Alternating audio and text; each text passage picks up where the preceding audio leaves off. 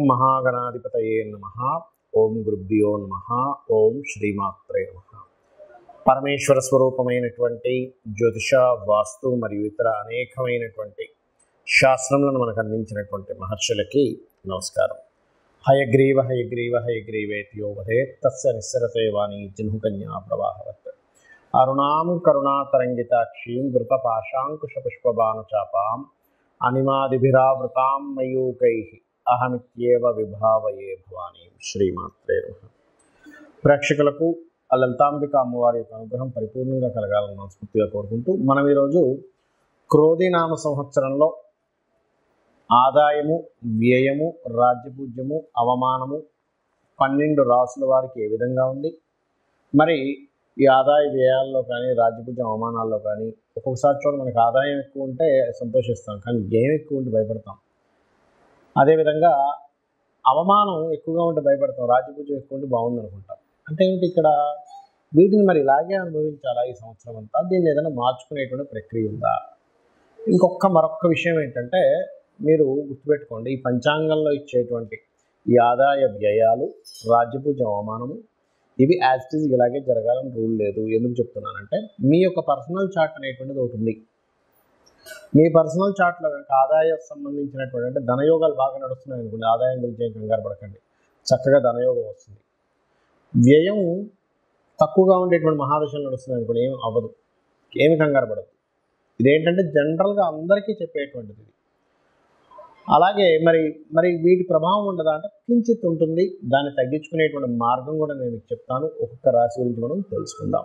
కన్యా లగ్నము, కన్యా రాశి. కన్యవారి కనుక చూసుకున్నట్లయితే ఈ సంవత్సరం ఆదాయము, వ్యయము, రాజ్యపూజ్యము, అవమానం ఎలా ఉంది అని చెప్పి చూసుకున్నట్లయితే, ఆదాయము కన్యవారికి 5, వ్యయం 5, అంటే ఈక్వల్గా ఉంది. ఎలా అయితే మనం మిథునం వారికి చెప్పామో సేమ్ యాజ్ ఇట్ ఈజ్ కన్యా వారికి కూడా ఇలాగే ఉంది ఈసారి పంచాంగంలో చూసుకుంటే కనుక. అలాగే మరి రాజ్యపూజ్యం, అవమానం చూసుకుంటే ఇది కొంచెం బాగానే ఉంది. ఎందుకంటే రాజ్యపూజ్యం 5 ఉంటే అవమానం 2 ఉంది. అంటే మిమ్మల్ని మెచ్చుకునే వాళ్ళ సంఖ్య 5 అయితే మిమ్మల్ని ఇబ్బంది పెట్టే వాళ్ళ సంఖ్య 2 ఉన్నారు. కాబట్టి నో నీట్ వర్క్. ఇక మనం బ్యాలెన్స్ చేసుకోవాల్సింది ఏమిటి, కొంచెం ఆదాయం పెంచుకోవాలి, మన ఖర్చు తగ్గించుకోవాలి. వ్యయం అంటే ఖర్చు మరి ఎలా పెరుగుతుందండి, అసలు ఏమైనా స్కోప్ కనిపిస్తుంది ఆదాయం పెరగడానికి అంటే, ఒకటి గుర్తుపెట్టుకోండి, ఆదాయాన్ని పెంచేటువంటి ప్రక్రియ అసలు ఎలా ఉంది, మీకు ఏ రూపంలో ఆదాయం వస్తుంది. సహజంగానే మీకు రాశిలో కేతు సంచారం జరిగేటప్పుడు కొంచెం విచిత్రంగా ఉంటుంటాయి, ఆలోచనలు డిఫరెంట్గా ఉంటుంటాయి, డిఫరెంట్గా ఆలోచిస్తుంటారు, ఇట్లాంటివి ఉంటుంటాయి. కానీ ఇక్కడ మీకు ప్రాపర్టీస్ మూలంగా ధన ఆదాయం పెరుగుతుందని చూపిస్తుంది. మే నుంచి భాగ్యంలో గురువు ఉన్నాడు కదా, మే నుంచి గురువు వస్తున్నాడు కాబట్టి లగ్నంలో ఉండే కేతువును కొంత కంట్రోల్ చేస్తాడు గురు దృష్టి వల్ల. కాకపోతే తెలియని ఒక వైరాగ్యము, విరక్తి, చిన్న ఇది మీకు కలుగుతూ ఉంటుంది. అయితే ఎవరైతే గణపతి ఆరాధన చేస్తారో స్టెబిలిటీ అనేటువంటిది వస్తుంది కన్యా రాశి వారికి. అయితే ఇక్కడ ఆదాయం పెరగడానికి చేయవలసినటువంటిది ఏమిటంటే లలితా సహస్రనామాలు, అందులో ముఖ్యంగా 3 నామాలు ఉంటాయి, అవి రెగ్యులర్గా చేయండి. ఒకటి ఓం సంపత్కరీ సమారూఢ సింధుర వ్రజసేవితాయే నమః. ఓం ధర్మాధ్యక్ష ధనాధ్యక్ష ధనధాన్య వివర్ధినియే నమః. మూడోది నవవిద్రుమ బింబశ్రీ న్యక్కారి రదనచ్చదాయే నమః. ఈ 3 నామాలు చేయండి, ఖచ్చితంగా మీకు ఆదాయం పెరిగి తీరుతుంది, అందులో ఎటువంటి సందేహం లేదు. అలాగే మరి వ్యయం తగ్గాలి కదండి అంటే వ్యయస్థానంలో ఏ గ్రహం లేదు కాబట్టి వ్యయం మీద గురు దృష్టి ఉందండి, గుర్తుపెట్టుకోండి. వ్యయస్థానం మీద గురు దృష్టి ఉంది. ఎప్పటివరకు మే దాటితే మళ్ళీ వ్యయస్థానం మీద గురు దృష్టి ఉండదు, శని దృష్టి ఉంటుంది. మరి ఏం చేయాలి, వ్యయం తగ్గాలి అంటే నువ్వులు దానంగా ఇవ్వండి. కొంతమంది అంటారు, ఏమండి నువ్వులు ఎవరు తీసుకోవట్లేదు, మా పరిస్థితి ఏమిటో అర్థం కావట్లేదు అని. ఏమి టెన్షన్ పడకండి, నువ్వుల ప్లేస్లో బెల్లం తీసుకోండి. ఇప్పుడు ఇక్కడ బెల్లం తీసుకోండి, మీకు దగ్గరలో గోశాల ఉంటుంది కదా, గోశాలకు వెళ్ళి చక్కగా ఇక్కడ బెల్లాన్ని తినిపించండి గోవుకి. ఖచ్చితంగా మీకు బాగుంటుంది, అందులో ఎటువంటి సందేహం లేదు, ఏం తగ్గి తీరుతుంది.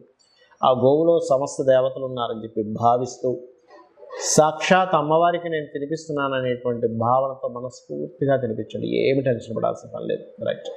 ఇక అవమానము, రాజ్యపూజ్యము ఇవి మాత్రం బాగున్నాయని చెప్పి మనం చెప్పుకున్నాం. కన్యారాశి వారికి 5, 2 ఉన్నాయి అనుకున్నాం. రైట్. ఇక జనరల్గా మిగతా విషయాలు కనుక చూసుకుంటే కనుక కొంచెం గణపతిని ఆరాధించడం ద్వారా ఇలా రాశిలో కేతు సంచారం యొక్క ప్రభావం విరక్తి వైరాగ్యం అనేటువంటి తగ్గుతుంది. రియల్ ఎస్టేట్ ద్వారా కొంతవరకు ధనయోగాలు చూపిస్తున్నాయి మీకు. కొత్తగా ఎవరితోనైనా పరిచయాలు, సంబంధాలు కుదరాలు, ఇంటర్వ్యూస్కి వెళ్ళినప్పుడు సక్సెస్ అవ్వడాలు ఇటువంటి బలంగా ఉన్నాయి. 6లో శని ఉన్నాడు కాబట్టి కొంతవరకు మీరు చేసే ప్రయత్నం ఫలిస్తుంది. అంటే కొంతమంది చూడండి, నేను ఈ ప్రయత్నం చేశాను కానీ ఎందుకు రాలేదు రిజల్ట్ అనుకుంటాను, కానీ 6లో శని ఉంటే ఖచ్చితంగా రిజల్ట్ వస్తుంది. అలాగే ఇష్టపడిన వారిని వివాహం చేసుకోవడానికి యోగ్యవంతంగా ఉంది. అందులో ముఖ్యంగా విదేశాల్లో ఉండేటువంటి వారు, లేదా కొన్నిసార్లు వాళ్ళ జన్మజాతకంలో ఉంటుంది డిఫరెంట్ క్యాస్ట్, డిఫరెంట్ వాటిలో వివాహం అయ్యే యోగం, అది మనం ఏం చేయలేము. అలా ఉండి ఈ రాహు సప్తమంలో సంచరిస్తున్నాడు కాబట్టి ఇటువంటివి ఎక్కువగా ఫలిస్తూ ఉంటాయి ఈ సమయంలో కన్యవారికి. లేదండి నాకు ఇంట్రెస్ట్ లేదు కానీ అటువంటివే నాకు వస్తున్నాయి అని అనుకుంటే కనుక దుర్గానామం చేసుకోండి. అయితే ఇక్కడ ఏమవుతుందంటే సప్తమంలో రాహు సంచరించేటప్పుడు ఖచ్చితంగా విదేశీ సంబంధాలే కుదురుతాయి. చాలామంది ఏం చేస్తుంటారు, ఏమంటే నాకు ఇష్టం లేదండి కానీ అదే సంబంధం వస్తుంది అంటే, అదే వస్తుంది అంటే దాని అర్థం అదే యోగంలో ఉంది అని అర్థం చేసుకోవాలి.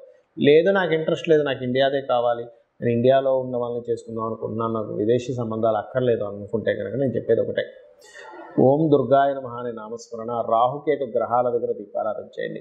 ఇక ఉద్యోగ ప్రయత్నాలు, ఉద్యోగ ఫలితాలు, ఉద్యోగ సంబంధంగా వచ్చేటువంటి ఏవైతే కొత్త ఉద్యోగ అవకాశాలు ఇవన్నీ కూడా చాలా చక్కగా వస్తాయి, అందులో ఎటువంటి సందేహం లేదు.